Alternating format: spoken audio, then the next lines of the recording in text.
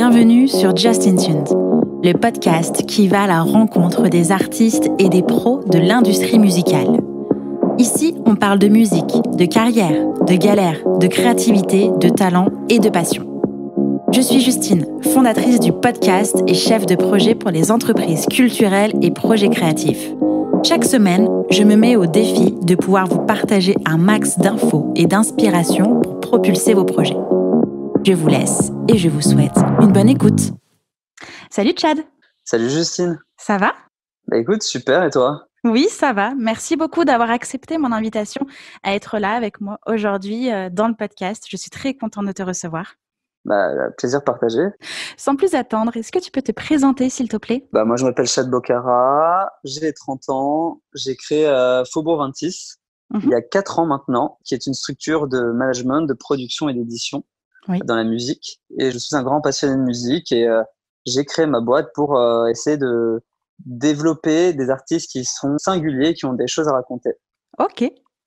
Est-ce que tu peux me parler un petit peu plus de ton parcours, de ce que tu as fait pour en arriver là aujourd'hui au sein de Faubourg 26 ? Bah, j'ai toujours été un peu passionné de musique. J'ai toujours écouté, donc vraiment en tant que fan de musique, j'écoutais les artistes, mais je me rendais très vite compte que je n'avais pas seulement envie de les écouter, mais j'avais envie aussi de me renseigner sur leur parcours, j'avais envie de réfléchir à comment leur musique a pu être mise en avant, comment ils ont réussi leur parcours. Ouais, je me suis vraiment renseigné sur tout ça et je me rendais compte que c'était pas juste une passion, mais j'avais vraiment envie d'en faire mon métier. Quand j'étais petit, ça a commencé avec l'écriture, en fait.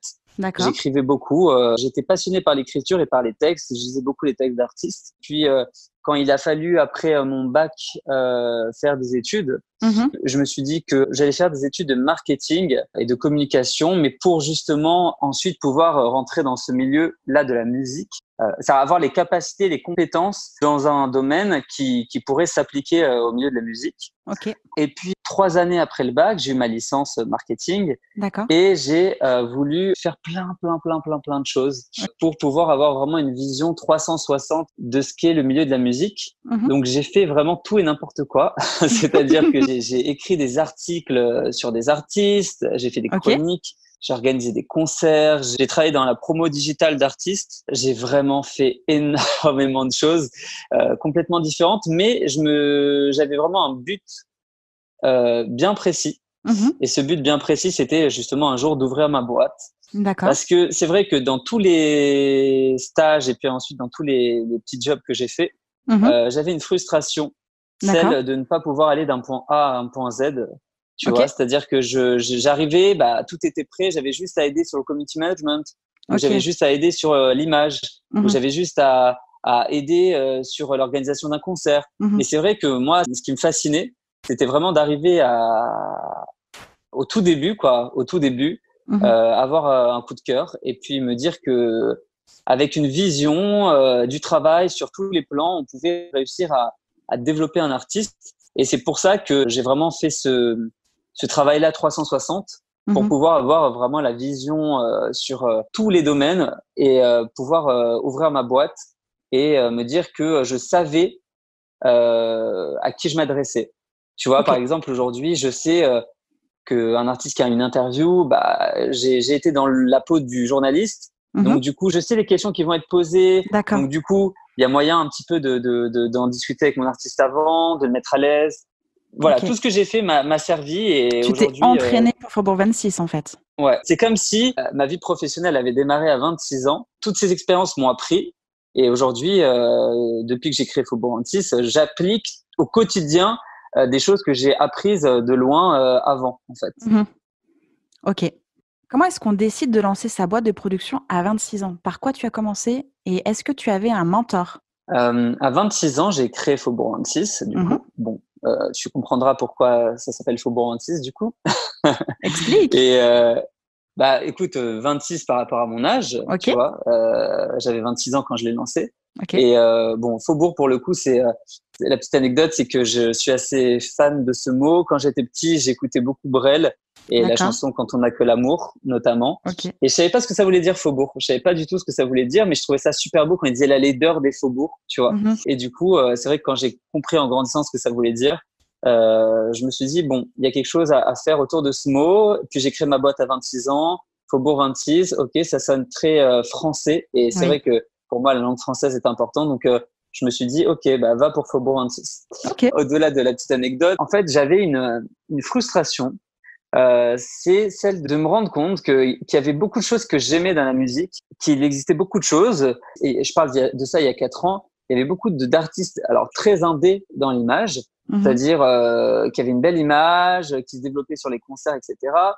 Ok, c'est cool. Moi, de l'autre côté, j'aime beaucoup les gros titres, quoi, c'est-à-dire les grandes mélodies, les grandes chansons. Et j'avais envie, en fait, de mettre la singularité, le travail sur l'image qualitative au service du grand public. C'est-à-dire que pour moi, il y avait un peu trop deux familles vraiment différentes et opposées. Je me souviens à l'époque, j'écoutais La Femme, par exemple, que je trouvais très cool au niveau de l'image, de l'énergie sur scène, etc.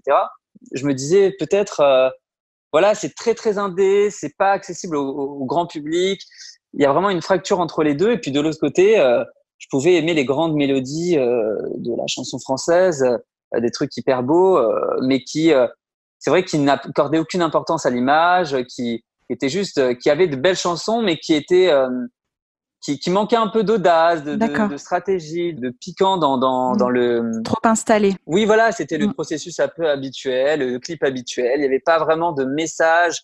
C'était voilà, soit de belles chansons, soit ça. Je caricature un petit peu, hein, bien sûr que les deux existaient chez certains artistes, mais j'étais assez fasciné par l'enjeu de pouvoir combiner les deux. C'est-à-dire l'enjeu de pouvoir mettre vraiment la singularité d'un artiste, l'engagement d'un artiste, le propos d'un artiste au service du grand public. Je pense que les deux n'étaient pas incompatibles. C'était vraiment mon objectif et c'est ce que j'ai essayé de développer donc avec les artistes que j'ai signés.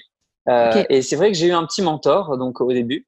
D'accord. Qui est j'ai eu plusieurs mentors, si on peut le dire. En fait, j'ai pas eu un mentor attitré. Mais par contre, c'est vrai que il y a certaines personnes sur mon chemin qui m'ont filé des coups de main, qui ont été des exemples pour moi. Il y en a eu plusieurs. Alors, je sais pas par où commencer parce que dans l'ordre.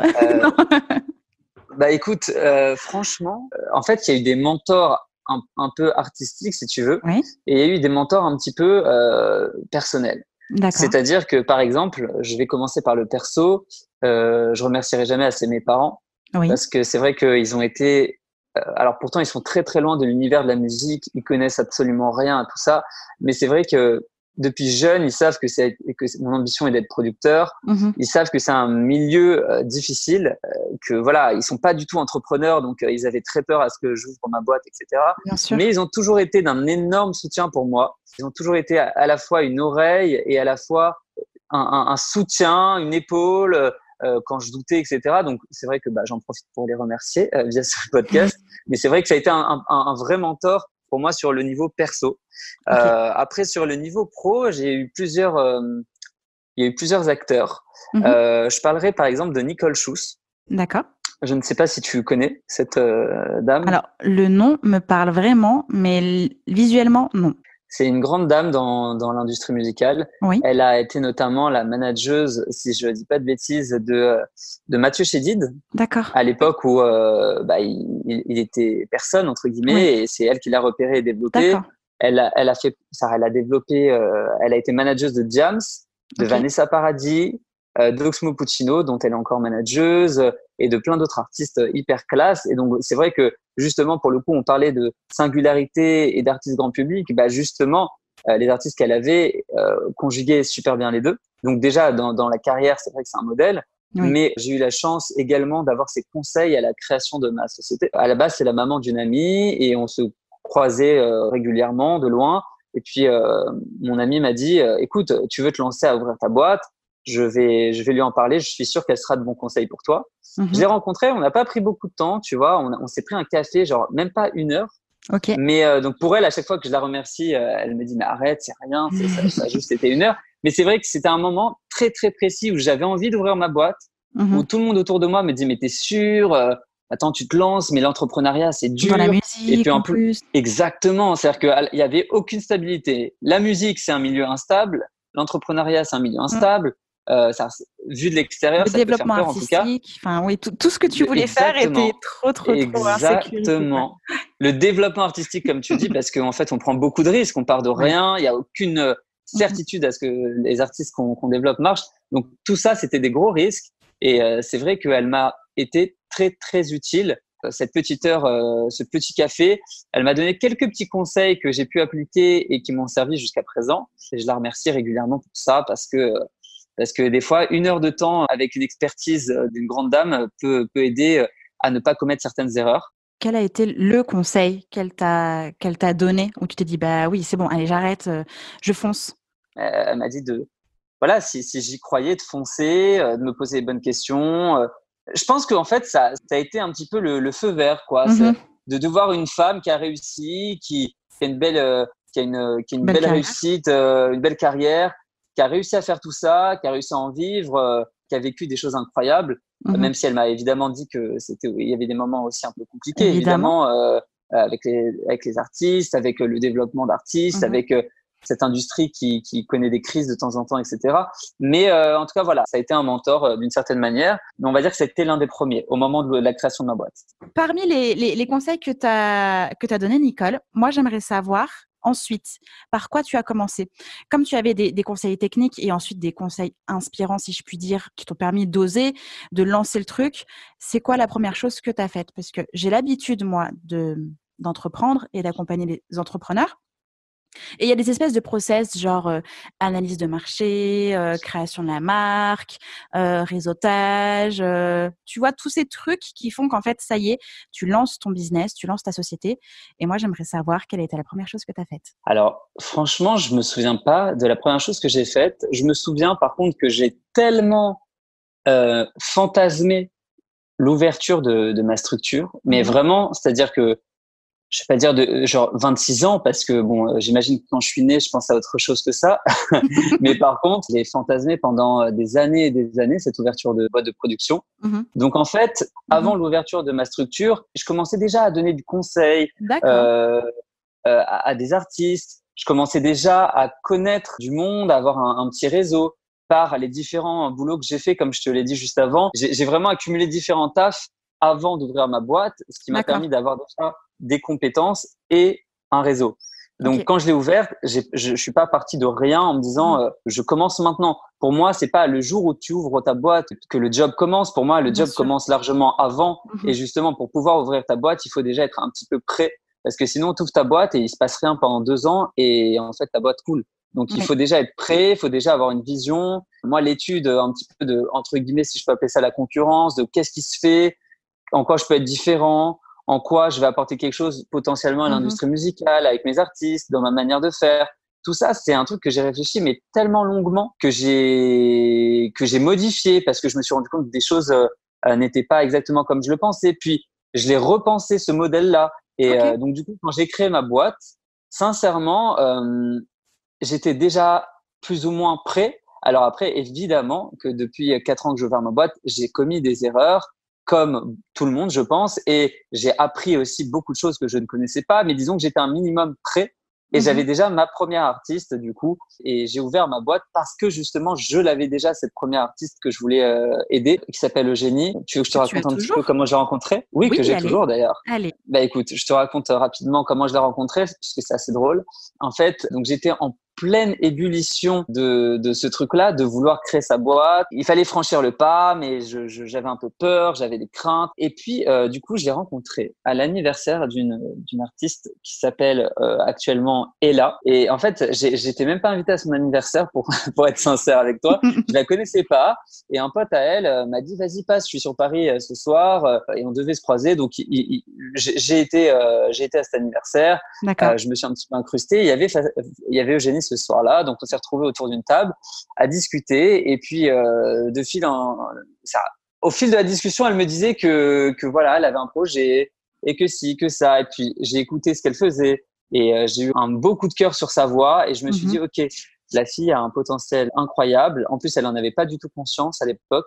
Mmh. Donc, à partir de là, on a commencé la discussion et ça m'a donné un petit accélérateur pour créer ma boîte puisque je me suis dit, bon, je j'ai pas envie de la laisser passer. Et puis, vu que j'attendais un petit signe extérieur, moi, je suis très croyant. Donc, je me disais toujours, bon, de toute façon, quand tu vas devoir créer ta boîte, tu auras un signe qui va arriver, qui va te dire, OK, c'est ce moment-là et c'est pas un autre. Et j'ai pris cette rencontre pour un signe. Donc, ça a un petit peu accéléré mes démarches. Je l'avais rencontré, je crois, en juin. Et en septembre, ma boîte était créée, je crois. Un truc comme ça. Ça a été un peu un élément déclencheur, ouais. D'accord. Tu as fondé Faubourg 26 et en même temps, tu t'es investi dans le projet d'Eugénie. Tu étais donc Exactement. avec 2 projets en parallèle, donc évidemment liés, mais il y a à la fois l'image de marque de Faubourg 26 à créer et l'image artistique de Eugénie. Comment est-ce que tu as réussi à développer les 2 en même temps? Est-ce que l'un apportait l'autre? Comment toi, est-ce que tu t'organisais autour de ça? Est-ce que c'était un moteur ou justement tu faisais vraiment la part des choses entre les 2? Écoute, sincèrement, pour moi, les 2 se sont faits en même temps. Et je vais même dire mieux, en fait, pour moi, c'est l'addition du travail que je fais sur chacun de mes artistes. D'accord. C'est-à-dire que Faubourg 26 n'existe qu'à travers la vie des projets de mes artistes. Donc, le succès de mes artistes ou la belle image de mes artistes ou au contraire un échec de mes artistes potentiellement, tout ça, c'est ce qui va faire l'addition et créer le résultat de ce qu'on va penser de Faubourg 26. D'accord. Donc finalement, j'ai créé effectivement, il y avait des choses à penser, il y avait un logo, il y avait le choix du nom, il y avait l'ouverture des réseaux sociaux, tout ça. Bon, il y avait plein de choses à faire, évidemment, pour Faubourg 26 en tant que tel.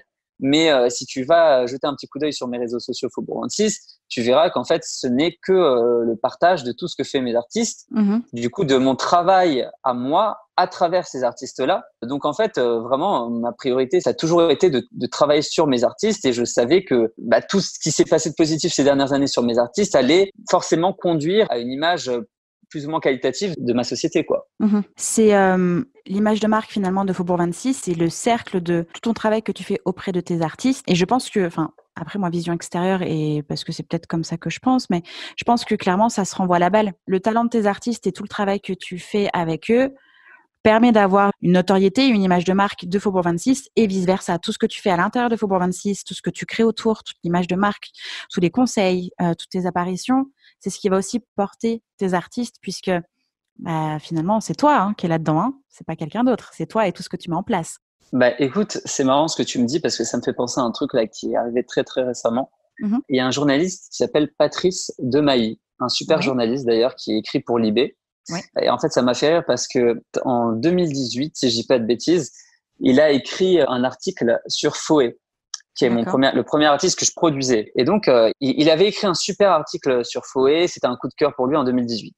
Ensuite, il y a eu les victoires de la musique de Foé. Bon, il a été nominé, etc. Et puis, en 2019, il a écrit un super article sur Suzanne, qui était coup de cœur 2019, en tout cas faisant partie de ses coups de cœur 2019. Et du coup, il a découvert que Suzanne, c'était aussi moi. Donc, il m'avait félicité pour ça. Il m'a dit, ça fait 2 années de suite.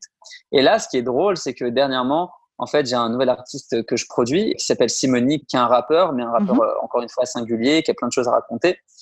Et ça a été son coup de cœur en 2020. Et donc, en fait, et donc, il a écrit un super bel article sur Simoni. Et justement, je pense que c'est là où ce que tu dis n'est pas faux. C'est que finalement, le travail que je fais au quotidien sur un artiste se répercute aussi du coup sur l'image de Faubourg 26. Et l'image de Faubourg 26 permet aux prochains artistes finalement de bénéficier du travail qui a été fait. Je sais pas, c'est une sorte de cercle. C'est vrai que je pense que tu fais des rencontres, que ces rencontres-là permettent d'échanger avec des personnes et que des personnes suivent ton travail et potentiellement contribuent au succès de celui-ci. Donc, c'est vrai que c'est un cercle, donc t'as pas tort là-dessus. Pour aller plus loin, je pense que ça peut même être un indicateur de confiance, tu sais, de valeur. Et ça me permet de rebondir sur un épisode que j'ai tourné récemment avec Hélène Meignier, qui est bookeuse chez Jerkov Music, qui m'expliquait que, par exemple, elle a déjà son réseau de programmateurs et parce que elle est connue et parce que ses groupes sont connus, etc. Enfin, dans son esthétique musicale et dans son industrie. Quand un programmateur recherche une esthétique qui ressemble à ce qu'Hélène peut proposer, ils ont nettement plus confiance parce que elle a un indicateur de confiance, de valeur, en tout cas de travail et de qualité musicale entre guillemets. Et donc, je pense que c'est ça aussi qui se joue en fait chez toi. Carrément. Écoute, c'est vrai que maintenant, ça récemment, tu vois, au début, tu commences, puis finalement, tu travailles. Tout le monde me posait des questions, mais quelle est l'esthétique du coup de Faubourg 26 ? Et mon esthétique, c'est justement d'avoir des artistes hyper différents. Tous les artistes que j'ai ne se ressemblent pas parce que je considère que il y a déjà assez de concurrence, entre guillemets. Il y a tellement d'artistes dans chacun des domaines que si au sein de ta propre structure, tu as deux artistes qui se ressemblent, ça sert absolument à rien. Oui. Donc, j'essaye d'avoir à chaque fois des artistes complètement différents. Mais en tout cas, l'esthétique que j'essaye de développer, c'est ce que je te disais tout à l'heure, c'est vraiment des artistes singuliers, des artistes qui ont des choses à raconter et à qui j'ai envie de donner la parole d'une certaine manière et faire connaître au grand public. Et c'est vrai que ce truc-là, cette exigence de singularité, de propos, j'ai l'impression que ça commence vraiment à porter ses fruits au sein de Faubourg Antiste, puisque il y a tous des programmateurs qui, par exemple, m'envoient des messages parfois lorsque je publie la signature d'un de mes nouveaux artistes, qui n'a pour autant rien fait jusqu'à présent, mais qui me disent, qui vont tendre l'oreille en fait. Et le fait d'avoir eu la chance de bosser avec des beaux artistes et d'avoir des beaux développements, par exemple ces dernières années avec Faux et Suzanne, me permet aujourd'hui, par exemple, lorsque je partage un nouvel artiste que je signe, d'avoir une écoute attentive et je sais un regard sur ce que je vais partager parce que je sais que qu'ils sont un peu curieux, qu'ils disent attends mais c'est quoi le prochain, parce que peut-être que le prochain va aussi faire de belles choses et du coup vaut mieux l'écouter avant tout le monde pour peut-être participer à l'histoire, peut-être le programmer sur des festivals, peut-être écrire un article dessus parce que justement, il rentre dans une famille d'artistes pour qui il s'est passé de belles choses. Donc oui, quelque part, c'est vrai que ça se passe un petit peu comme ça. Après, voilà, hein, je dis tout ça, ça fait seulement 4 ans que j'ai ouvert ma boîte et je ne suis pas à 20% de ce que j'ai envie d'entreprendre. J'ai de grandes ambitions et je suis qu'au début, mais c'est vrai que je suis assez satisfait des 4 premières années qui se sont écoulées. Tu m'étonnes, tu peux. Tu peux vraiment. Pourquoi as-tu choisi de lancer Faubourg 26 en étant une boîte à 360 degrés au sein de laquelle tu fais de la production, de l'édition et du management? Et comment est-ce que tu jongles entre toutes ces casquettes? Alors en fait, sur chacun des artistes, il faut savoir que c'est pas forcément le même rôle que je joue.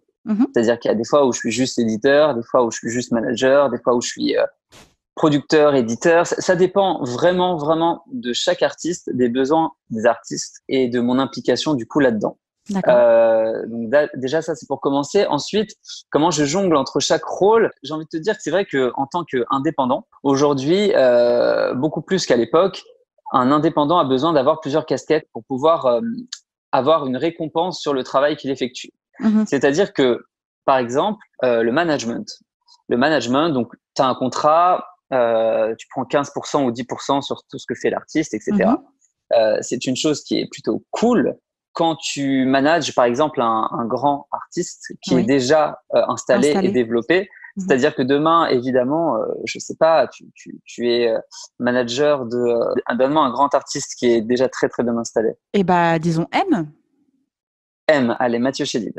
Aujourd'hui, t'es manager de Mathieu Chédid. Effectivement, tu peux juste faire du management et c'est très cool parce que c'est un artiste qui est déjà connu, qui lorsqu'il ouvre des concerts, fait une tournée de Zénith. Donc forcément, tu peux être rémunéré à la juste valeur de ton travail sur ça en étant manager. Mais c'est vrai que lorsque tu prends un artiste à la base où il n'y a rien, quoi. Par exemple, Foé, j'ai signé cet artiste alors qu'il n'avait pas de réseaux sociaux, il n'avait pas de page Facebook, il n'avait pas de compte Instagram, où il avait un compte Instagram personnel, mais où il n'y avait pas du tout de musique et où il n'était pas du tout suivi. Ce que je veux dire par là, c'est que tu démarres de zéro. Il y a un travail mais monstrueux. C'est-à-dire que entre le jour où tu rencontres l'artiste et où tu décides de bosser avec et le moment où il arrive en nomination Victoire de la musique, révélation album, il y a un travail monstre à faire. Que je n'ai pas fait tout seul, que j'ai fait main dans la main déjà avec lui, puis après j'ai été épaulé carrément par d'autres partenaires, le label avec qui on bosse, le tourneur, etc. Mais ce que je veux dire par là, c'est qu'il y a vraiment un travail monstrueux qui fait que je ne peux pas juste être manager d'un artiste. D'ailleurs, aujourd'hui, c'est quelque chose que je fais pas, parce que tu peux faire le management, mais il faut obligatoirement aujourd'hui avoir au moins une part éditoriale à côté pour pouvoir être récompensé à ta juste valeur. C'est-à-dire que c'est un travail de longue haleine et qui est totalement différent. On parlait tout à l'heure du travail de développement, mais le travail de développement est vraiment très différent du travail que tu fais sur du management pour un artiste déjà installé. Et donc forcément, aujourd'hui, tu es obligé de cumuler plusieurs casquettes quand tu veux faire du développement, si tu veux pouvoir travailler librement chose très importante aussi, ne pas prendre beaucoup d'artistes, parce que moi, mon but, c'est de n'avoir que peu d'artistes. Tu vois, bon, alors forcément, après 4 ans, il y en a plusieurs, mais disons que vraiment, quand je signe un artiste, tu peux être certaine que pendant 1 an après, je vais pas signer d'autres artistes, pendant 1 an, hormis les autres projets que je développe à côté, ce sera vraiment la priorité de développement que je vais consacrer du matin au soir à réfléchir au développement de ce projet. Et donc, du coup, forcément, c'est énormément de risques pris aussi bien en termes de temps que d'énergie, que financier. C'est vraiment beaucoup de risques. Donc, tu ne peux pas être que manager de cet artiste-là. Il faut véritablement que tu sois soit producteur de son projet, soit que tu aies une part éditoriale, soit les deux. Voilà. Donc, déjà, ça, c'est pour le côté financier. Pour le côté aussi artistique, avoir du temps pour chaque artiste et pouvoir, je pense, faire du sur-mesure. Et quand tu fais du sur-mesure, bah, tu vois, quand tu achètes une veste chez Zara et quand tu achètes une veste chez un grand couturier qui l'a faite sur mesure pour toi, tu vas pas payer le même prix. Donc c'est un peu ça l'idée. Voilà. Puisque tu fais du sur-mesure et puisque tu endosses différentes vestes, restons sur la métaphore de la veste. Comment est-ce que tu fais le choix de tes partenaires? Et quand il y a plusieurs partenaires sur le même projet, comment est-ce que tu gères la relation? Tu peux faire le même métier qu'eux, mais pas sur le même artiste, tu vois. Donc comment est-ce que toi tu prends ta place et ton rôle? Je considère que faire des choix de partenaires, c'est une chose extrêmement importante. Il faut pas se louper. Ouais. Parce que pour chaque artiste, tu vas avoir des bons partenaires et d'autres qui le seront moins. C'est un peu comme dans un couple, en fait.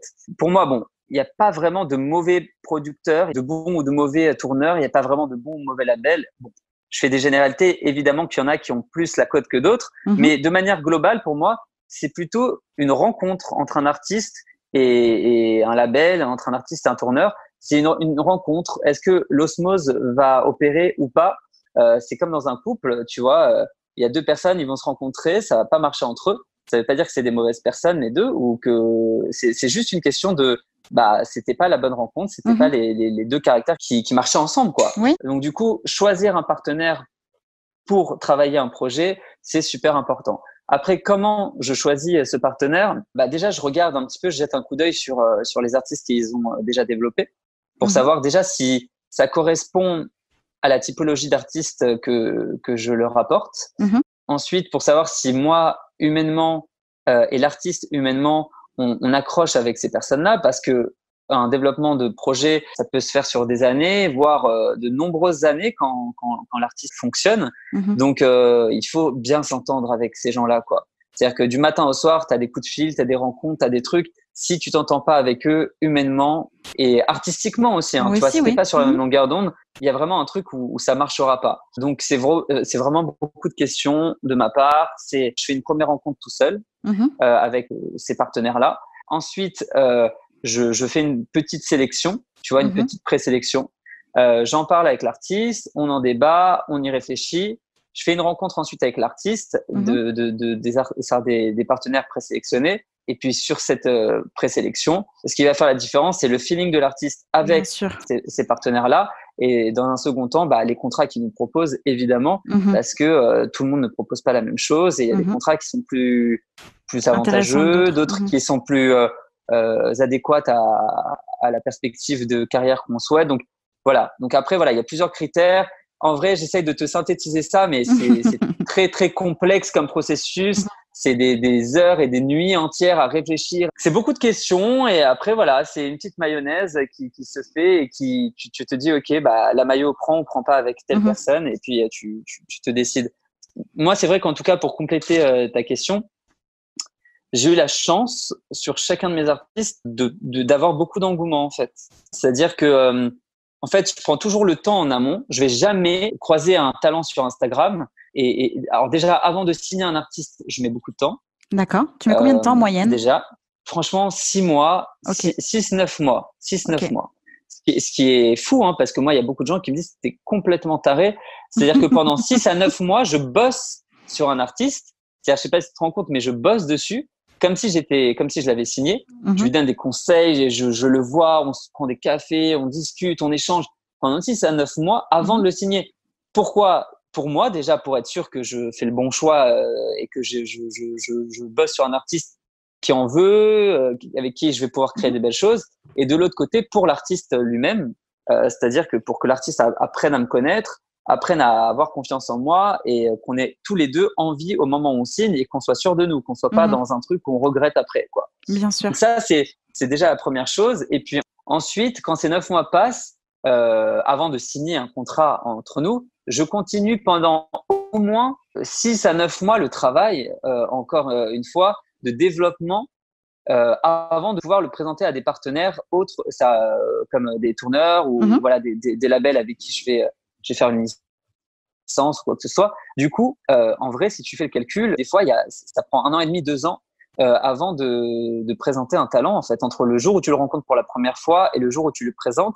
Et donc, c'est vrai que ce travail en amont, il est hyper important et très, très symbolique de ce que caractérise pour moi Faubourg 26. Faubourg 26, c'est pour moi une structure d'accompagnement, mais c'est surtout une structure de développement. Aujourd'hui, les maisons de disques, elles prennent pas forcément le temps toutes de développer parce que quand tu arrives en maison de disques, bon, ça dépend, hein, ça existe toujours le développement, mais c'est assez rare. Oui. Tu arrives dans des gros labels, il y a 50 artistes signés, tu es là, bon, si t'es pas prêt le jour où tu signes, et ben en fait, c'est pas eux qui vont faire le développement pour toi. Donc c'est pour ça que je pense que Faubourg 26, ça peut être une plus-value pour un artiste, c'est tout le développement qui est fait en amont et qui permet le jour où tu signes, et ben de signer dans de bonnes conditions, de signer en ayant vraiment trouvé déjà ton univers visuel, musical. Et donc, du coup, c'est pour ça, je pense que j'ai eu un engouement de la part des labels et des tourneurs à chaque fois que j'ai présenté un artiste, parce qu'ils savent que je prends le temps. Et donc, quand ils écoutent vraiment attentivement parce qu'ils savent que qu'ils aiment ou qu'ils aiment pas, hein, ça peut arriver qu'ils aiment pas, qu'ils adhèrent pas à un projet. Ils savent qu'il y a eu du travail. Ils savent qu'il y a toute une réflexion. Voilà, il y a une réflexion, il y a une recherche de singularité. Je signe pas n'importe qui. Simoni, qui est mon dernier artiste en date, on a eu 16 labels intéressés, on a eu 16 propositions de contrat. Donc, c'est un truc assez incroyable quand même. Je te parle en termes de labels. Et on a eu, je crois, 7 ou 8 tourneurs qui nous ont fait des propositions. Super. Donc, c'est assez cool. Après, ça n'empêche pas que finalement, on peut avoir tout l'engouement du monde. Et après, il faut bien travailler avec ce label et ce tourneur. C'est plutôt, c'est pas la quantité qui fait la réussite. Mais en tout cas, c'est un bel indicateur que la première phase de développement qu'on a faite avec Faubourg 26 et Simoni a apporté ses fruits en tout cas. Bien sûr. Quand tu vas à la recherche aussi de potentiels partenaires pour les projets que tu développes, est-ce que tu fais d'abord appel au réseau que tu connais ou est-ce que pour le coup, tu vas chercher d'autres personnes que tu ne connais pas qui peuvent être potentiellement pas intéressées, mais en tout cas adéquates quant à la vision que tu vas apporter sur ce projet? Je veux vraiment faire du sur-mesure avec chacun de mes artistes. Donc, c'est vrai que s'il y a un partenaire que je connais déjà et qui est adéquat, c'est cool. Maintenant, si je sens que dans mes connaissances, il n'y a pas la bonne personne, effectivement, j'irai démarcher. Après, c'est vrai qu'avec le temps, je commence à un peu connaître entre guillemets pas mal de monde et du coup, je sais un petit peu à qui ça pourrait plaire ou pas. Mais après, il y a des belles surprises. Mais en tout cas, c'est pas vraiment un critère. C'est moi, le seul critère qui est important pour moi, c'est qu'est-ce qui va convenir à l'artiste et est-ce que ça va être pertinent d'aller dans avec tel ou tel partenaire. Comment est-ce que tu aimes être abordé par un artiste et quels conseils donnerais-tu à un artiste pour aller solliciter un professionnel? C'est vrai que je reçois pas mal de mails, de messages d'artistes via les différents réseaux sociaux. Il y a même une fois d'ailleurs, au passage, où on est venu taper chez moi en fait. Pour me déposer une maquette.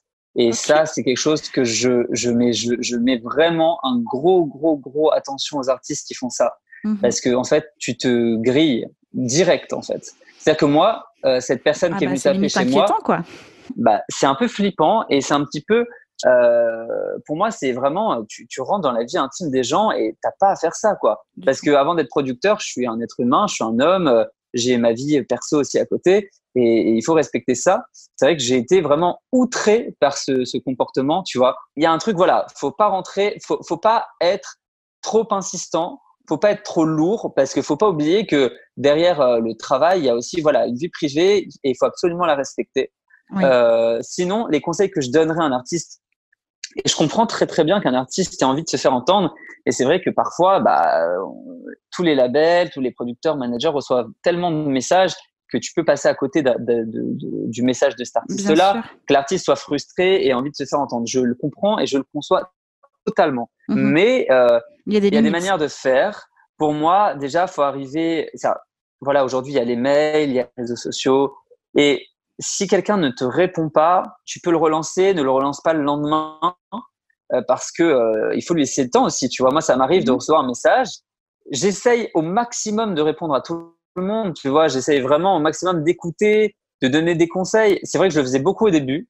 Aujourd'hui, j'essaye de continuer de le faire, mais c'est vrai que je peux pas le faire tout le temps parce que j'ai tellement de travail déjà au quotidien que quand tu reçois, je sais pas, sur tous tes réseaux cumulés, je sais pas, une quinzaine de messages par jour d'artistes, bah, à un moment donné, écouter des maquettes, regarder des profils tous les jours, c'est pas possible, ça prend du temps. Si tu le fais pas pendant 3 jours parce que tu t'es accordé un petit week-end tranquille, tu te retrouves avec 50 artistes à découvrir, tu te dis, mais c'est pas possible, en fait, là, je peux pas. Et donc, j'essaie de le faire, mais des fois, ça prend 1 mois, 2 mois avant que je réponde à un message. Et ce que je conseillerais, c'est plutôt de prendre déjà le temps en amont de travailler son projet un minimum.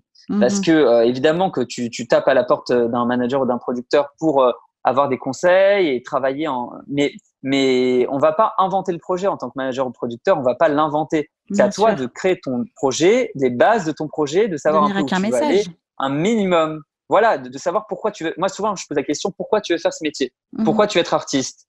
Qu'est-ce que tu as peut-être toi en plus qui fera la différence? Mais c'est des questions toutes connes, mais qui finalement, pour moi, sont hyper intéressantes parce que… et tellement difficile aussi à répondre. Hein. Ouais, c'est difficile de répondre à ces questions, mais en tout cas, je pense qu'il faut travailler en amont un minimum son projet déjà pour faire la différence dans la première sélection. Parce que souvent, je reçois un message où il y a 50 fautes d'orthographe dans une phrase, ou c'est mal formulé, ou genre la personne elle va limite me dire wesh Chad, il y a moyen t'écoutes. Ouais, il y a moyen t'écoutes, vas-y frérot. Non, mais déjà ça c'est mort. Mets un pouce en l'air s'il te plaît. Ouais, voilà, c'est ça. Ou partage mon clip, s'il te plaît, mais je vais pas partager ton clip alors qu'on se connaît pas. Ça, ne pas le faire parce que en fait, tu te décrédibilises direct. Ensuite, ne pas rentrer dans la sphère privée des gens. Et puis voilà, après, réfléchir bien en amont à ton projet, envoyer quelque chose, un message bien écrit, pas trop long aussi parce que des fois, je reçois des messages mais de 10 pages quoi, où le mec a décrit tout son projet de A à Z. Alors c'est cool, la personne s'est donnée, mais je vais pas avoir le temps de passer 3 heures à tout lire, tu vois. Donc faut que ce soit concis, avec un petit lien, de préférence, je sais pas, 2-3 titres, histoire d'avoir une première accroche. Si tu accroches à ça, tu vas répondre à l'artiste. Déjà, tu vas en savoir un peu plus, et puis là, tu peux rentrer dans une discussion plus profonde. Mais au début, il faut pas envahir d'infos lors des premiers envois, c'est pas possible. Comment est-ce que Suzanne, Foé, Simony, André Amad, ils t'ont contacté? Franchement, il n'y a pas de recette. Il n'y a pas de recette. Ça a toujours été différent. Ok. Alors, parle-moi de ta rencontre avec Suzanne. Allez, Suzanne. Suzanne, en fait, avait entendu parler de Faubourg 26 par certains potes à elle qui suivaient un peu le travail de Faubourg 26. Donc, elle a jeté un petit coup d'œil. Elle avait envoyé de mail à aucun label, à aucun manager, rien du tout.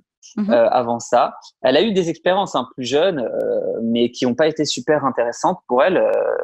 Je crois qu'elle avait rencontré des managers qui s'intéressaient à elle, des choses, mais ça n'a jamais collé en fait. Elle n'a jamais été séduite par les propositions, par les visions que ces gens avaient sur son projet, donc elle n'a jamais voulu signer ou s'engager. Et là, elle a vu ce que je faisais avec Faubourg 26 à l'époque.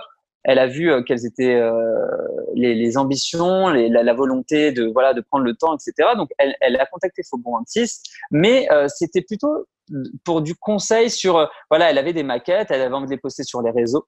Donc, elle avait envie un peu de conseils. C'est vrai qu'à l'époque, par exemple, avec Faubourg 26, on proposait des conseils, du community management, ce genre de choses. C'était le tout début, en fait. À l'ouverture de Faubourg 26, on faisait ce genre de choses. Donc je l'ai rencontrée au Café du Temple à la base pour des conseils et pour du community management sur son projet, parce qu'elle n'avait pas de réseaux sociaux, etc. Et en fait, c'est là où j'ai eu un énorme coup de cœur sur la fille, en fait. Je l'ai vue arriver avec sa forte personnalité. Elle avait tellement de messages à faire passer. Elle avait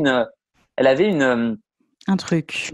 Elle avait ce truc, tu sais, qui est pas trop descriptible. Tu sais, genre, ce truc-là que tu sens pas chez tout le monde. Elle avait besoin. Une espèce d'aura, un truc. Ouais, elle avait un besoin, en fait, de s'exprimer. Ça allait au-delà même de la passion de chanter ou ou de danser, tu vois. C'était un besoin de s'exprimer, un besoin de faire passer des messages. Pour elle, elle a vécu des trucs assez incroyables dans sa vie, son parcours. Et tu sentais que en fait, c'était vraiment vital pour elle de faire ce métier-là. Et déjà, quand tu vois ce truc-là, il y a un truc qui est touchant, tu vois, dans ce truc-là.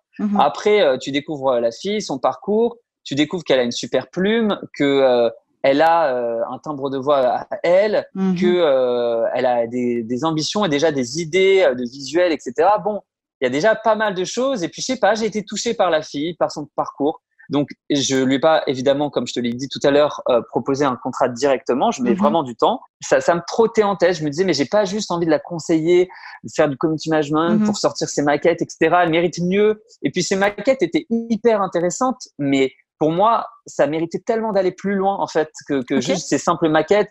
Ça méritait d'être retravaillé en studio avec un réalisateur.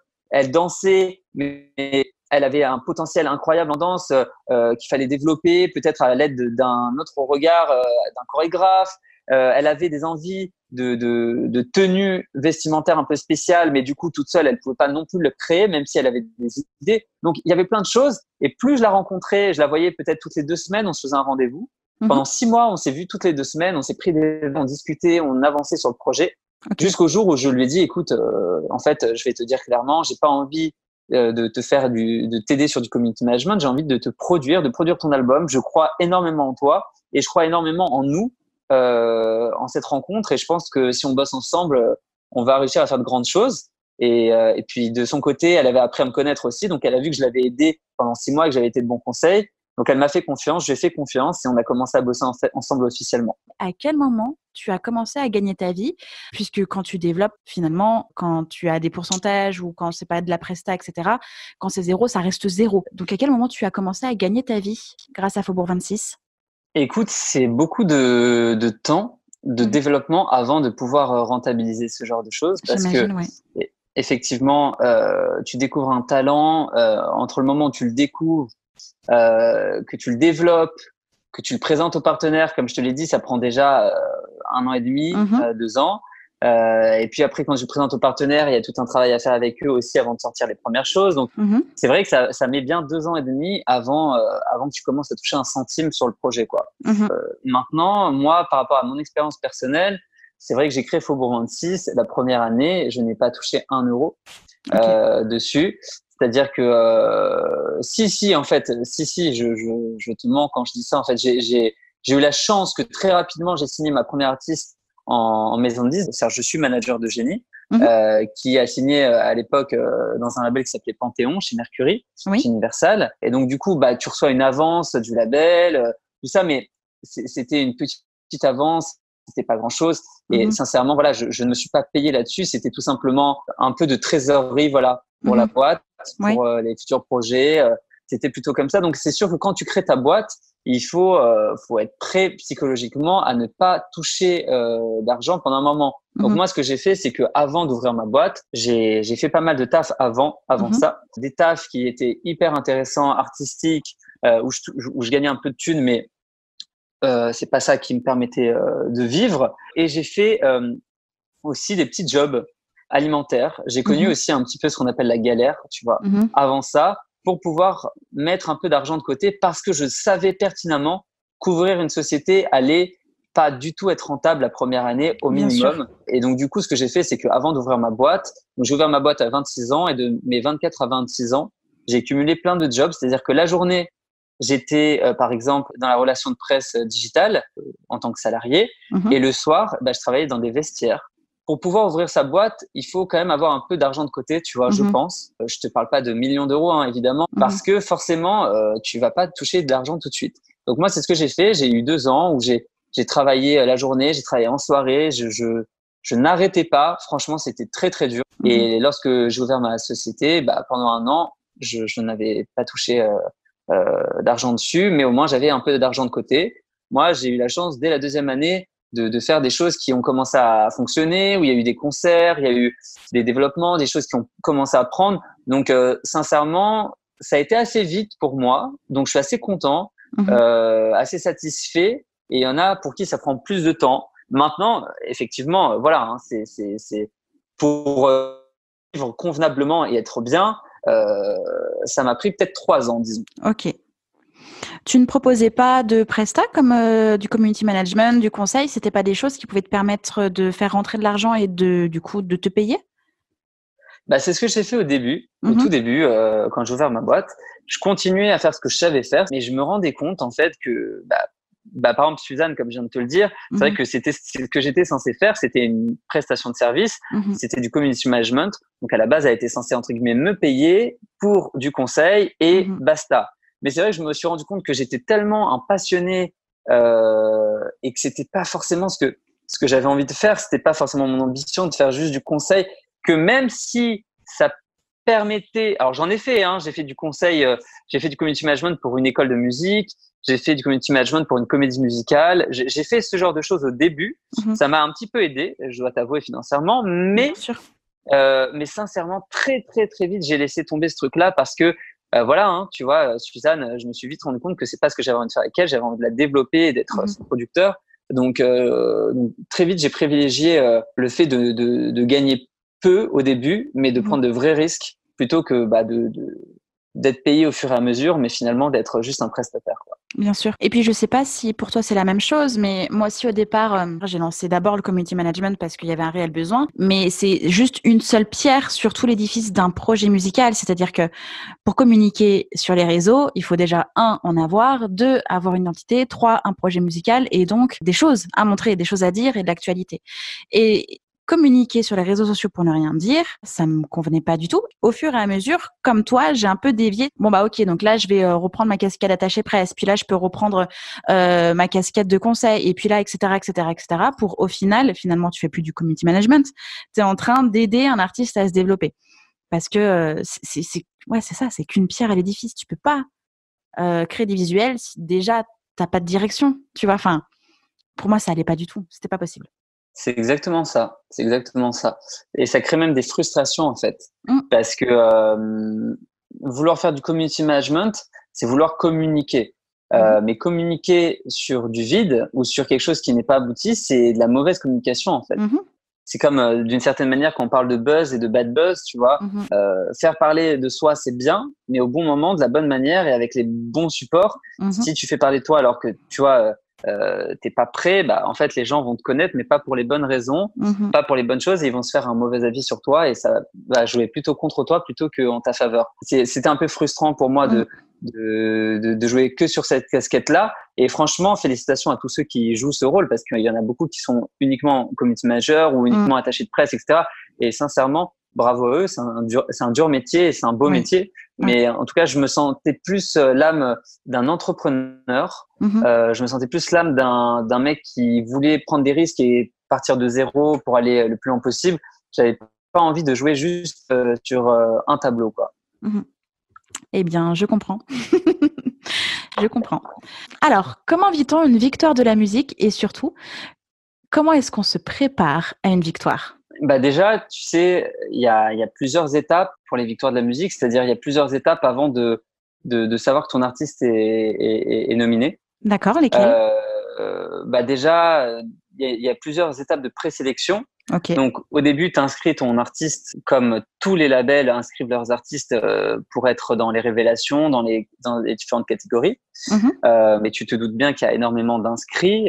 Après, il y a une présélection qui est faite du coup, et dans cette première présélection, je crois qu'il y en a, alors je veux pas dire de bêtises, j'ai plus les chiffres en tête, mais je crois qu'il y en a à peu près 12, 15, un truc comme ça, tu vois, dans la catégorie révélation. D'accord. Donc déjà, il y a une grosse première présélection pour savoir si l'artiste remplit les conditions, si elle a assez fait parler d'elle, si on considère que c'est une vraie révélation, etc. Et après, quand il reste donc cette dizaine d'artistes, on passe à une deuxième présélection pour qu'il y en ait encore moins. Et en fait, les gens votent pour carrément la révélation. Donc, par exemple, la révélation album ou la révélation scène. Sauf que on n'a pas le résultat de cette étape puisqu'en fait, les gens votent directement pour le gagnant. Et le seul truc qui en découle, c'est que les 3 qui ont eu le plus de votes, sont les 3 nominés que le public connaît du coup et qui vont être les 3 nominés en fait de cette catégorie-là. Et ensuite, évidemment, il y a la soirée et c'est au cours de la soirée que tu découvres qui a gagné. Mais en fait, il y a plusieurs étapes en amont.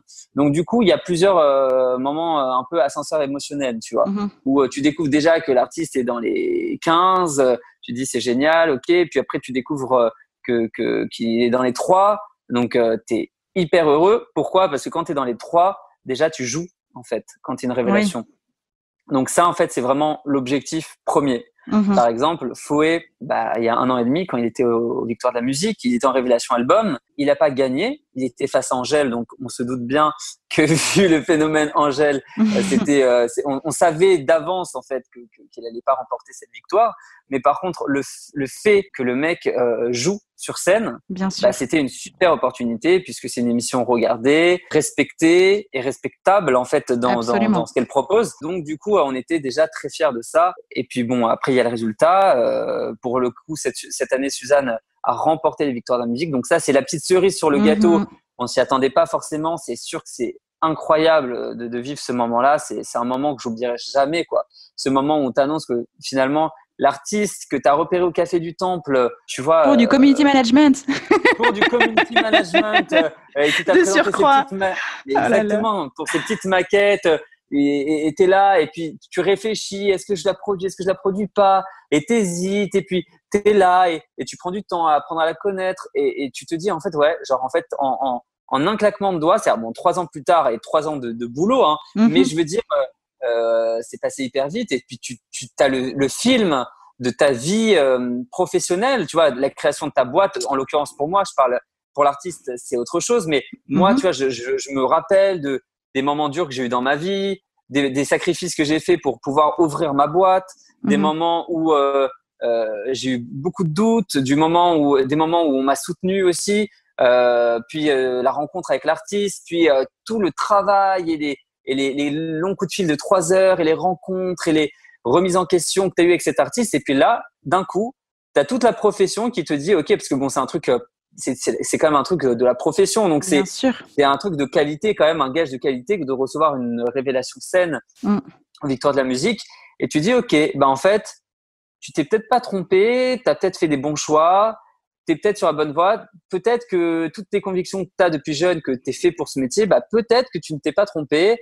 Et moi je suis très très proche de mes parents, de toute ma famille, tu vois, mais c'est vrai que mes parents et on ce truc-là quand même de m'avoir soutenu, et ils se sont dit ah ouais, ok, donc là en fait elle a été élue révélation scène, donc ok, donc en fait mon fils il fait un vrai métier, quoi. C'est pas un métier ok, je me souviens qu'il m'a montré ces maquettes-là de cet artiste-là à l'époque, et puis aujourd'hui tout le monde reconnaît son talent, donc en fait ok, c'est un vrai métier, je comprends un peu mieux son métier, et rien que ça pour moi c'est une victoire. Les victoires de la musique pour moi c'est une émission que j'aime bien de base depuis que je suis petit, où j'ai découvert pas mal d'artistes. Tu vois, il y a Christine and the Queen que j'ai découvert aux Victoires. Il y avait des grands artistes que j'ai adorés aux Victoires de la musique. Tu vois, c'est vieux comme émission, hein. Il y a des artistes à l'époque comme Johnny Hallyday, je me souviens, qui faisait cette émission, et ma mère est fan de Johnny, elle regardait ce truc-là, et en fait tu te dis ok, et aujourd'hui en fait t'es pas en tant que spectateur mais t'es en tant qu'acteur, puisque finalement tu es dans l'émission et t'es avec ton artiste, et elle va faire une presta, donc non c'est une fierté, voilà. Après ce n'est qu'une étape dans la carrière d'un artiste, et c'est pas parce que t'as une victoire de la musique que tu vas faire une longue carrière, bien que ce soit quand même un indicateur, parce que quand on voit tous ceux qui ont eu des victoires et les carrières qu'ils ont eu après, c'est parfois un bel indicateur pour la suite, quoi. Et comment est-ce qu'on prépare son artiste à une victoire? Est-ce que tu as des anecdotes? J'en ai plein des anecdotes. Phoé, c'est marrant parce que il l'a vécu. Ça, c'est quelqu'un de base. Alors, il peut être stressé comme tout le monde, mais c'est pas un gros stressé quand même.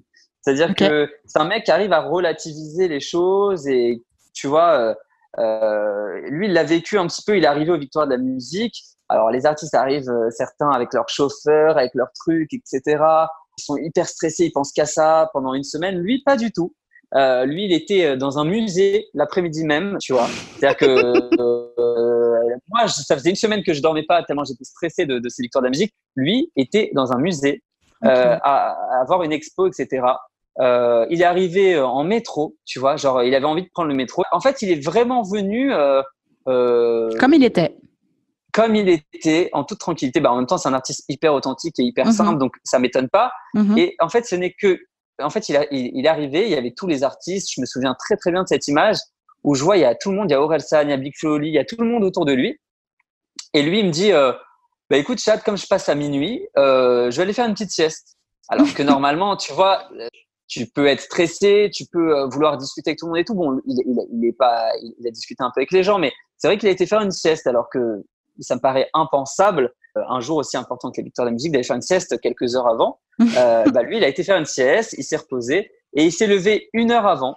Et là, il a eu d'un coup tout le stress qu'il n'a pas eu pendant une semaine, voire un mois pour certains. Ouais.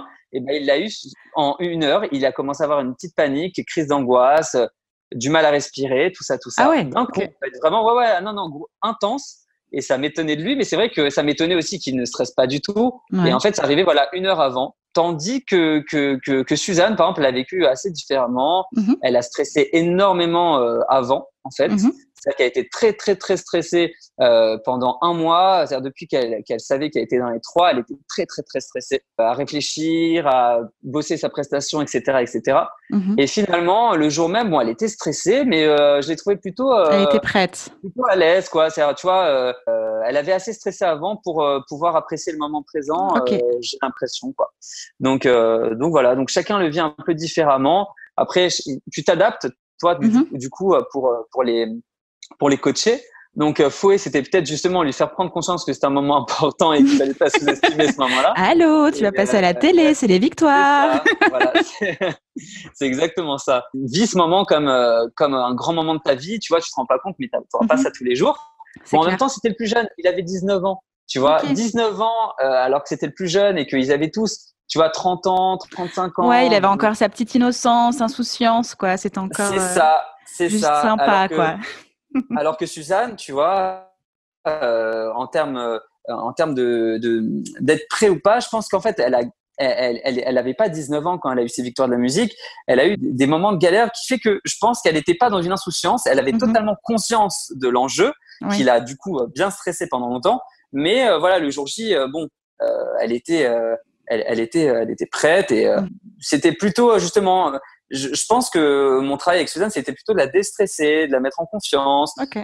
Je savais qu'elle était prête. Elle avait fait, tu vois, ça a été l'artiste la plus programmée des festivals l'été juste avant. Tu vois, tu sais qu'elle est prête pour faire sa presta et que tout est OK en fait. Il y a eu des répétitions la veille, tout était OK, ça défonçait. Il n'y avait pas de problème à avoir, donc c'était plutôt la déstresser, tu vois, pour Suzanne par exemple. Donc vraiment, selon l'artiste, selon comment lui il vit le truc, toi tu t'adaptes et tu essayes de jouer un rôle différent.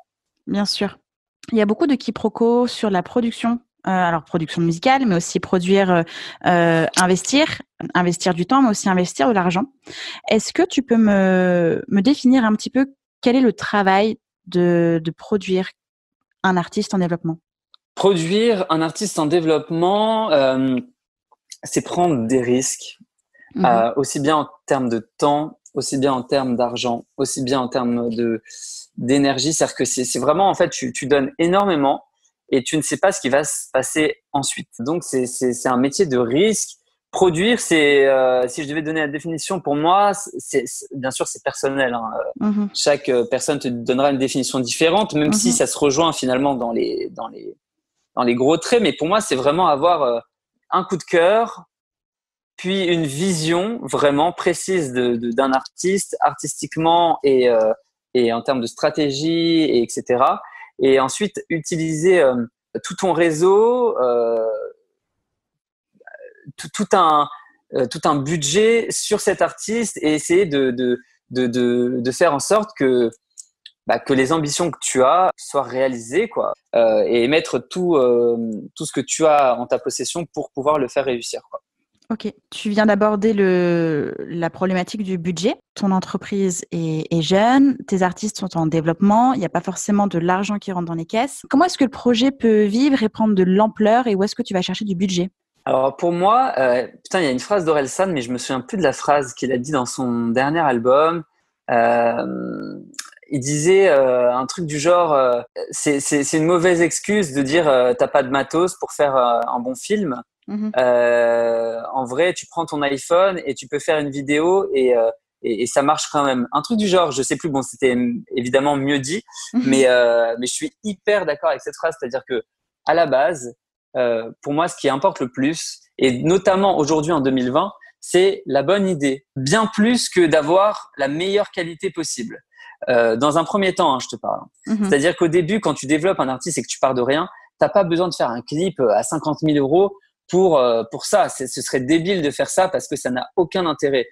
Pour moi, aujourd'hui, il faut essayer d'être intelligent avec l'économie d'un projet. Il faut y aller doucement. Il faut réfléchir à des idées intelligentes qui sont pas forcément coûteuses au début, tu vois. C'est-à-dire que je vais donner un exemple tout con. Simoni, qui est le rappeur que je produis, oui. Aujourd'hui, je crois qu'il a à peu près 80 000 personnes qui le suivent sur Instagram, tu vois, un truc du genre. Et en fait, c'est tout simplement dû à des vidéos, des freestyles qu'il poste régulièrement, oui. De qualité. Alors, artistiquement, c'est de qualité, mais tu vois, c'est des vidéos faites à l'iPhone, quoi. Tu vois, ça prend un peu de temps et de la réflexion. Quel angle est le meilleur tu vois, il est plus adapté, le son, le truc. C'est des questions, évidemment, mais ce que je veux dire, c'est qu'on n'a pas besoin de bosser avec un grand réalisateur de clips pour faire des freestyles, les poster, susciter un engouement et susciter de l'intérêt sur l'artiste. Donc, du coup, pour moi, ce que je conseillerais, c'est dans un premier temps de pas vouloir faire la star, entre guillemets, et vouloir avoir des grandes équipes autour de soi. Tout le monde est capable aujourd'hui de mettre son talent en avant sans avoir de grands moyens, tu vois. Alors évidemment, quand tu es producteur, s'il y a besoin de certaines choses au début, tu les finances, évidemment. En l'occurrence, on avait une première scène, donc du coup, je prends un studio de répète pour mon artiste, évidemment, pour qu'il puisse répéter dans de bonnes conditions. Il a besoin de faire une petite vidéo, donc on s'est débrouillé, tu vois, avec un collectif de potes à lui qui faisait de la vidéo, qui lui ont proposé de faire un petit clip, mais du coup il y avait de la location de matos, il y avait plein de choses à faire. Évidemment, ça c'est au producteur d'investir. Mais ce que je veux dire par là, c'est que je n'aurais pas dès le début pris 50 000 euros pour faire un clip. Ça n'aurait pas eu de sens. Et ça, pour moi, ça a de sens que lorsque justement tu as une grande communauté, que tu es un artiste développé, accompli, qui a déjà une économie autour de ton projet. À ce moment-là, oui, tu te permet des fantaisies et des folies un petit peu pour l'image, par exemple, ou pour, tu vois, aujourd'hui, il y a des grands albums qui s'enregistrent chez eux, en fait, chez les artistes eux-mêmes qui ont juste un Mac, le strict minimum pour enregistrer. Et des fois, il y a des choses qui restent là-dessus, tu vois. Ou des fois, tu réenregistres dans un grand studio, mais tu gardes une grande base où tu es limite plus satisfait des voix que tu as posées chez toi, parce que tu as eu le temps de les poser, que tu étais à l'aise, plutôt que dans un grand studio où il va y avoir 50 personnes autour de toi et que tu vas avoir quelques heures et que tu vas pas pouvoir dépasser de ces quelques heures. Bien sûr. Donc moi, je suis énormément encouragé le côté homemade plus, quoi. C'est-à-dire, on va pas non plus rester à l'iPhone toute notre vie et surtout pour faire du son et pour faire des vidéos, etc. Mais commencer tranquillement, tu vois, en étant humble et puis petit à petit évoluer et puis faire évoluer le processus en même temps que évolue ton projet. Donc voilà, donc au début, on a commencé avec des petits budgets, tu vois, que j'allouais, mais avec des petits budgets, mais sans prétention, si je peux dire ça, des petits budgets, mais des grandes idées, tu vois. Ouais. C'est-à-dire qu'il faut être malin, faut savoir où taper et comment taper pour faire avancer le truc. Et puis à un moment donné, quand tu as un projet qui défonce, qui suscite de l'intérêt, après, à toi d'être malin et puis de pouvoir réussir à avoir des financements plus grands pour passer à l'étape d'après. Et là, forcément, tu peux avoir des grosses majors ou des labels ou tu vois, ou des distributeurs. Ça dépend en fait de ce que tu as envie de faire, mais tu peux te faire aider de partenaires extérieurs au moment où tu en as besoin, mais dans une première phase, tu n'en as pas forcément besoin. Alors, je parle pas de l'artiste tout seul, parce qu'un artiste tout seul, pour moi, tu as toujours besoin d'un autre regard sur ton travail, pour l'artistique, pour avoir les bonnes idées, etc. Mais par contre, t'as pas besoin de signer un label tout de suite. Tu peux juste t'entourer d'un manager ou d'un producteur indépendant avant de passer dans la grande maison et de signer dans un gros truc, tu vois. Bien sûr. Je pense que cette vision-là, elle colle à deux choses. Un, le fait que tu recherches la singularité et l'authenticité de l'artiste, et donc avant d'avoir du gros matos qui vont juste être des pansements à la créativité ou juste une espèce d'échelle pour aller plus haut plus vite, tu as besoin d'aller creuser avec ton artiste sur c'est quoi l'idée, quelle est la vision, quel est le message et comment est-ce qu'on peut le transmettre là aujourd'hui, maintenant, avec ce qu'on a. Et je pense que c'est comme ça qu'on va aller, qu'on cherche, qu'on creuse et que ça vient des tripes pour de vrai. que c'est vraiment là et que c'est pas avec je sais pas, le dernier Steadicam ou le mec hyper réel, l'extra gros studio avec le super ingé son de Los Angeles. C'est pas ça qui va garantir la réussite d'un projet déjà d'une, et ensuite la vision et le message. Je pense qu'effectivement, comme tu le dis, c'est petits moyens et grandes idées en fait. Et je pense que c'est une vraie aide. C'est pas juste un manque de moyens. Je pense que c'est vraiment une façon de faire qui est beaucoup plus aidante que de tout donner comme ça. C'est ça. Franchement, c'est exactement ça. C'est aujourd'hui, il y a beaucoup de personnes qui se reposent sur. La phrase que je supporte pas entendre, c'est la phrase ouais, mais bon, là, on n'a pas assez de budget pour faire ça. Ah ouais, mais il me faudrait enregistrer dans un énorme studio pour ci ou pour ça. Et j'ai besoin d'un orchestre philharmonique pour enregistrer les violons. Ça. En fait, ce que je veux dire, c'est que et je ne crache pas sur tout ça parce que évidemment, c'est des choses qui peuvent être un plus, un vernis pour un album. Mais c'est un plus, comme tu le dis. Voilà, c'est un plus, mais ça ne doit pas cacher une faiblesse quelque part. On dit très souvent qu'une bonne chanson, par exemple, est une chanson qui peut s'interpréter, par exemple, piano-voix ou guitare-voix. Et que si elle marche en piano-voix, guitare-voix, c'est qu'elle marchera avec un arrangement et avec une prod. Et en fait, je suis hyper d'accord avec ça. Bon, après, ça dépend dans quel univers, évidemment, tu te situes. Mais c'est vrai que dans l'électro, par exemple, évidemment que la prod est très importante. Mais une bonne chanson doit pouvoir se jouer piano-voix ou guitare-voix et être très forte. Donc, absolument. En fait, pour moi, il faut d'abord commencer par ça, c'est-à-dire la base. Par exemple, Phoé, son deuxième album, qu'il est en train de préparer, c'est exactement comme ça qu'il est en train de procéder. Il a commencé tous ses morceaux par un texte, une mélodie, une guitare, ou un texte, une mélodie, un piano. Et on en parle, des fois c'est pas mal, des fois c'est extraordinaire. Et en fait, on peut déjà faire un tri sur ces chansons comme ça. Et une fois qu'on a ces chansons, qu'on a tout de près et qu'on est hyper fier de ça, ben on va en studio, on les réarrange à l'aide en l'occurrence, de Marceau, qui co-réalise avec lui et qui va sublimer son travail. Après, on bosse avec un violoniste incroyable qui vient rajouter des vraies cordes à son projet pour pouvoir sublimer et donner encore plus de l'authenticité au truc. Mais avant tout ça, ça doit partir des chansons et on doit être fier des chansons. Et on peut pas dire, OK, la chanson, je déteste quand je dis à quelqu'un, ouais, ton morceau, il est pas mal, ou tu vois, ça va, mais il manque d'un truc. Ouais, mais t'inquiète, Chad, on va poser des violons, des vrais violons après, ça va être magnifique. Non, les vrais violons, ça doit sublimer. Mais en fait, ça doit pas. S'il manque un truc en piano-voix, guitare-voix, bah, c'est qu'il manque un truc dans ta chanson, dans l'essence même, dans ton squelette, quoi. Tu vois ce que je veux dire ? Absolument. Donc voilà, pour moi, ça doit vraiment partir de l'essentiel. Et une fois que tu as l'essentiel, et ben après, tu sublimes et ça ne pourra être que du bonus, tu vois. Et il y a une phrase que j'aime bien. Tu sais, il y a un titre piano-voix ou un titre guitare-voix et il va y avoir un arrangement à un moment donné. Oui. Mais tout arrangement qui n'apporte pas quelque chose supplémentaire à la chanson va être un dérangement, en fait. C'est pas un arrangement, c'est un dérangement. Pas besoin d'en rajouter des caisses juste pour faire genre ou pour dire voilà, j'ai une grosse prod. Non, pour moi, le strict minimum suffit et tout ce qui n'est pas un arrangement est un dérangement. Et là, je te donne cet exemple-là qui est un peu hors sujet par rapport à ce que je t'ai dit depuis tout à l'heure, mais en fait, ça se rejoint parce que c'est pareil pour un projet. C'est-à-dire que partir de la base et finalement tous les trucs un peu autour qu'on va rajouter, si ça n'a pas lieu d'être, en tout cas au début d'un projet, bah plutôt que d'arranger ce projet, ça va le déranger, ça va nuire à l'authenticité, ça va nuire à l'essence même du message.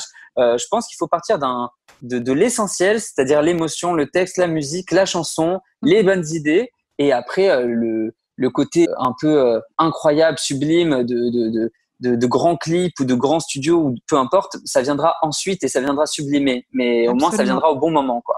Absolument. Pour étayer un peu ta phrase de tout arrangement qui n'apporte pas grand-chose est un dérangement, généralement, parce que je l'ai dit aussi cette phrase, alors pas comme ça, en tout cas je l'exprime aussi, et souvent la réponse, alors peut-être que je me trompe, peut-être qu'on te l'a jamais dit, mais c'est non mais ça ira dans le mix. Bah non, c'est pas parce que tu la mets au fin fond de la fanfitude de ta chanson, derrière tout au loin là-bas, que le mec derrière la montagne l'entendra pas, qu'il y a un réel intérêt en fait. Ça sert à rien dans ces cas-là. Si c'est pour Bah, en attendant le mix, carrément. tu vois. Non, mais carrément, carrément. Alors après, il y a quelques fois où évidemment, c'est des petits sons d'atmosphère qui viennent Oui, se fondre un peu évidemment. dans le truc, etc. Évidemment, mais c'est vrai que faut pas reposer Mm, sur le mix ou se reposer sur le mastering ou se reposer sur les ajouts de cordes. Non, faut mm, se focaliser sur la base mhm. et c'est ça qui importe en fait. Et le reste viendra après, quoi. Absolument. Comme tu écris, et comme tu as écrit le titre immense de Florent Pagny, j'imagine que c'est un plus à la vision que tu peux avoir lorsque tu développes un projet. Lorsque tu collabores avec tes artistes, tu as une vraie vision aussi par les mots, par l'image, par ton intuition, par ce que tu ressens et le feeling. Est-ce que c'est quelque chose que tu mets en avant dans tes développements de projet? Carrément, carrément. Mhm. C'est vrai qu'écrire, c'est un truc que j'adore, mais en fait, c'est vraiment une passion. C'est pas, pour moi, c'est pas un job, c'est vraiment une passion que j'ai depuis petit. Et d'ailleurs, pendant la période de confinement, j'ai pas mal écrit de choses, mais juste D'accord. pour mon bien-être, en fait, pour me extérioriser certaines ondes négatives que j'avais au fond de moi. Donc, en fait, à la base, c'est vraiment une passion. Mais c'est vrai que je me suis rendu compte que cette passion pouvait vraiment m'aider à Mhm. conseiller l'artiste, Mhm. parce que c'est vrai que un artiste, déjà, faut savoir que moi, le texte pour moi, c'est hyper important. Mhm. Donc, comme le texte est hyper important, ça va être un des critères qui va faire que j'ai envie de bosser avec un artiste ou pas. Est-ce Oui. que je suis touché par son texte, par son propos, par ce qu'il a à dire, de la manière dont il le formule, etc. Un Foé, une Suzanne, un Simoni, par exemple, pour te citer les derniers artistes sur lesquels là, je suis en train de bosser, sont des gens qui écrivent, Mhm. sont des gens qui ont des choses à dire. Mhm. C'est important pour moi. Après, c'est vrai que le fait que j'écrive aussi me permet de rentrer plus dans le détail avec eux. Mhm. C'est-à-dire que je vais leur demander de m'envoyer le texte pour lire le texte, essayer de me pencher dessus, comprendre ce qu'ils ont essayé de dire, Mhm. peut-être leur faire voir euh, que certaines phrases, il y a des choses que j'arrive pas forcément à comprendre et que leur pensée n'est peut-être pas assez claire sur ce moment-là. Mhm. Et oui, effectivement, ça m'apporte, je pense, vraiment la possibilité de rentrer dans le détail et de savoir de quoi je parle. Effectivement, ça me permet également, bah, par exemple, ça m'a permis d'avoir un titre sur l'album de Florent Pagny, comme tu le disais tout à l'heure, sur le morceau Immense que j'ai écrit. Mhm. C'est un texte que j'ai écrit il y a 10 ans, tu vois, et qui s'est Ok. retrouvé à être lu par Florent Pagny, et il s'est énormément identifié à ce que je racontais dedans, parce que je parlais de Paris, en fait, de la capitale, où finalement, où c'est tellement immense, c'est tellement grand qu'on est on se sent parfois un peu seul parmi Mhm. tous ces gens. Donc voilà, donc finalement, oui, c'est une passion, mais elle me permet d'avoir des collaborations improbables, comme, comme celle avec Florent Pagny, où elle me permet, notamment sur mes artistes, d'avoir un regard à poser sur leurs textes, à les conseiller et être légitime là-dedans, parce que c'est quelque chose que je pratique au quotidien. Après, Mhm. faut savoir vraiment que pour moi, c'est tellement important les textes que de base, les artistes que je produis sont des auteurs aussi Mhm. et ont des choses à raconter. Donc, je suis assez séduit par leurs textes déjà. Et Mhm. après, c'est plutôt du détail, des petits conseils que je leur donne. Ok. Comment ta chanson a pu être lue comme ça par Florent Pagny? Qu'est-ce qui s'est passé? Je trouve ça Écoute, fou. ouais, c'est assez dingue. Florent Pagny était, je crois, à la fin de son album. Je crois qu'ils avaient Ok. 10 titres, 10 titres sur 11, un truc du genre. Et il recevait plein de morceaux de ce que j'ai entendu. Et les gens faisaient des morceaux pour lui, tu vois, un peu sur mesure. Et Mhm. il aimait rien du tout. Et je parlais avec Philippe Zavrieff, qui est donc un mec avec qui je collabore, qui est directeur artistique dans une boîte d'édition, qui est en l'occurrence la boîte qui gère ma boîte, tu vois, d'édition. On discutait ensemble et il me disait ça. Et je lui dis, mais tu sais, c'est marrant, mais à l'époque, j'avais fait une chanson quand j'avais 20 ans. J'en avais 27 au moment Mhm. où la chanson a été prise. D'accord. Et je lui dis, je te jure, il y a une chanson que j'aurais bien imaginé pour un mec comme Florent Pagny, quoi, une grande voix de chanson française et tout. Et il m'a dit, je te jure, c'est hyper compliqué. Tout le monde lui envoie des trucs, en plus des grosses pointures en termes de texte et de compositeurs, etc. Il lui envoie des chansons et il aime pas. Et Mhm. il a du mal à trouver cette 11e chanson. Je lui ai dit, écoute, je te jure, on perd rien, fais-lui écouter, quoi. Et il a dit, ok, je te promets rien, mais je vais faire écouter. Et à sa grande surprise, en fait, il a écouté, et il a tout de suite accroché dessus. Et je me souviens avoir reçu un coup de fil à minuit il me semble que c'était de Danny Sainté, du coup le réal de l'album, qui m'appelle à minuit, qui me dit écoute, Florent Pagny est à 9h du mat demain au studio, il faut que tu m'envoies toutes les pistes de la chanson, il faut que tu m'envoies le texte, il faut que tu m'envoies toutes les infos, parce qu'il a envie de l'essayer. Ok. Donc tu vois, tu te reçois un coup de fil comme ça, t'es un peu là tu dors plus du coup. Ah bah là tu dors plus du tout. En plus je me rappelle que j'étais dehors en train de prendre un verre entre amis et là d'un coup tu dois rentrer chez toi vite, tu dois vite appeler les mecs en studio pour envoyer les infos, etc.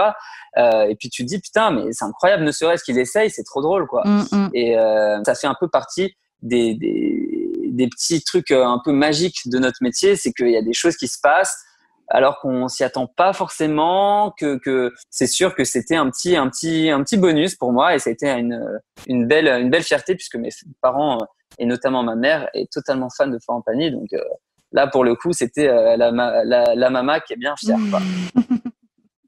Tu m'étonnes. Non mais t'as un parcours incroyable, Chad, vraiment je suis en totale admiration et je suis hyper inspirée et merci pour tout. Vraiment, merci pour tout ce temps. C'est adorable ce que tu dis. Merci pour tout ce temps, pour cette dose, parce que là, c'était clairement une grosse dose et c'était trop bien. Ouais. J'ai passé un super moment avec toi. Mais c'est bien parce que je parle beaucoup dans la vie et là, je pense que j'ai tellement parlé que mes proches vont être très heureux de me voir silencieux ce soir, de me voir un peu moins, tu vois, à raconter ma vie. Ils vont me dire, mais putain, t'es silencieux, ça fait du bien. Et donc, ce sera grâce à Justine, quoi. D'accord, voilà. Tant mieux si je peux rendre service, même à ce niveau-là, tu vois. Là, pour le coup, j'ai fait ma journée, tout va bien. Merci beaucoup, Chad. Merci à toi. Et à très bientôt. Ouais, à très vite. Salut. J'espère que cet épisode vous a plu. N'hésitez pas à partager le podcast à une personne qui souhaite se lancer dans l'industrie musicale. Si vous aimez le podcast et son contenu et que vous souhaitez me soutenir, rien de plus simple. Il suffit de commenter, de mettre des pouces en l'air, de me donner des étoiles sur Apple Podcast, de suivre les réseaux sociaux du podcast et de vous y abonner sur Facebook, Instagram et Twitter au nom de Justin Tuned. Si vous avez des questions, si vous avez des idées pour les prochains épisodes, n'hésitez pas à me laisser votre message en commentaire ou alors directement sur l'adresse mail hello@justintunes.com. Merci d'avoir pris le temps de m'écouter et à très vite pour le prochain épisode du podcast Justin Tuned. Justin Tuned. Justin Tuned. Justin Tuned.